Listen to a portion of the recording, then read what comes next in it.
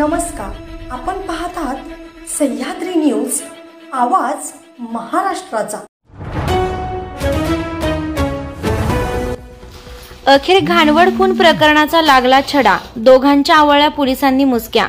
घाणवड तालुका खानापूर येथील माजी उपसरपंच बापूराव देवाप्पा चव्हाण वय 46 वर्ष यांचा गळा चिरून खून केल्याप्रकरणी संशयित विशाल बाळासाहेब मदने वय 23 वर्ष आणि सचिन शिवाजी थोरात वय 25 वर्ष राहणार दोघेही घाणवड या दोघांच्या स्थानिक गुन्हे अन्वेषणच्या पथकाने मुसक्या आवळला असून उपसरपंचाचा खून अनैतिक संबंधाच्या कारणातून झाला असल्याची कबुली या दोघांनी दिली आहे। माजी उपसरपंच चव्हाण यांचे गारडी ते नेवरी रस्त्याच्या दरम्यान पोल्ट्री असून विटा येथे सराफाचं दुकान आहे। गुरुवार 5 डिसेंबर 2024 रोजी दुपारी उपसरपंच हे घाणवड येथून काही अंतरावर असलेल्या गारडी हद्दीतील पोल्ट्री शेडकडे बुलेटवरून निघाले होते।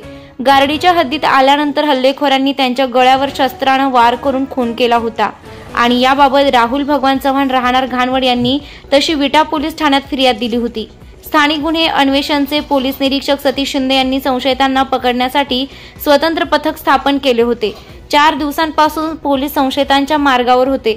दरम्यान दोघे संशयित मिरज ते पंढरपूर रस्त्यावरील सिद्धेवाडी पुलानजीक येणार असल्याची माहिती पोलिसांच्या गोपनीय बातमीदारामार्फत मिळाल्याने पोलीस पथकाने त्यानुसार परिसरात सापळा लावला होता।